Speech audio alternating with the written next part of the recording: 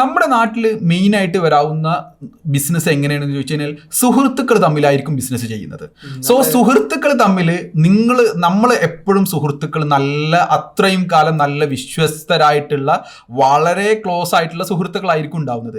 ഇവർ business start ചെയ്ത് കഴിഞ്ഞാൽ ഇവർ തമ്മിലുള്ള ഒരു ടേംസ് ആൻഡ് കണ്ടീഷൻസും ഉണ്ടാവില്ല. സോ നാളെ ഈ ബിസിനസ്സിലെ പാർട്ട്നേഴ്സ് തമ്മിലുണ്ടാവുന്ന കോൺഫ്ലിക്റ്റ് കൊണ്ട് ഇവരുടെ ഫ്രണ്ട്ഷിപ്പും അതേപോലെ തന്നെ ബിസിനസ്സും തകരാൻ സാധ്യതയുണ്ട്.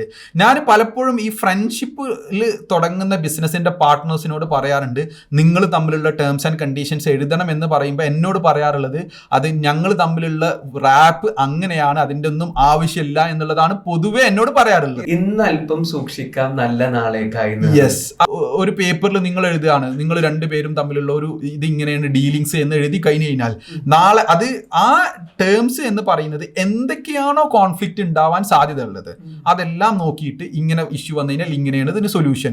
ഇപ്പോൾ ഒരു ഉദാഹരണത്തിന് 2 പാർട്ട്നേഴ്സ് തമ്മിലുള്ള ഒരു ബിസിനസ്, ഒരു പാർട്ട്ണർ രാവിലെ 6 മണിക്ക് ഓഫീസിൽ വരും അല്ലെങ്കിൽ ആ ബിസിനസ്സിൽ വരും, രാത്രി 11 മണിക്കാണ് തിരിച്ചു പോകുന്നത്. ഓക്കെ, രണ്ടാമത്തെ പാർട്ട്ണർ വരുന്നത് 11 മണിക്കാണ് വരുന്നത്, ആള് 4 മണിക്ക് പോകും. രണ്ടാൾക്കും ഒരേ ശമ്പളമാണെങ്കിൽ അത് ജസ്റ്റിഫയബിൾ ആവുമോ? ഒരിക്കലും ഇല്ല.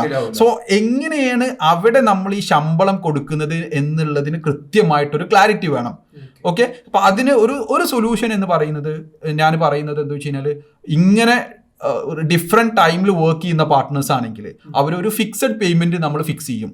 അതിന് പുറമെ ഇവർക്ക് ഒരു അവേർലി റേറ്റ് ഫിക്സ് ചെയ്യും. സോ കൂടുതൽ പണിയെടുക്കുന്ന ആൾക്ക് കൂടുതൽ ശമ്പളം കിട്ടും, കുറവ് പണിയെടുക്കുന്ന ആൾക്ക് കുറവ് ശമ്പളമേ കിട്ടുള്ളൂ. എല്ലാതും നമ്മൾ ഓപ്പൺ ആയിട്ട് സംസാരിച്ച് എഴുതി വെക്കാം. ഒരിക്കലും ബിസിനസ്സിൽ നിങ്ങൾ റിലേഷൻഷിപ്പിനെ സെന്റിമെന്റ്സിനെ ഒന്നും നിങ്ങൾ കൊണ്ടുവരരുത്.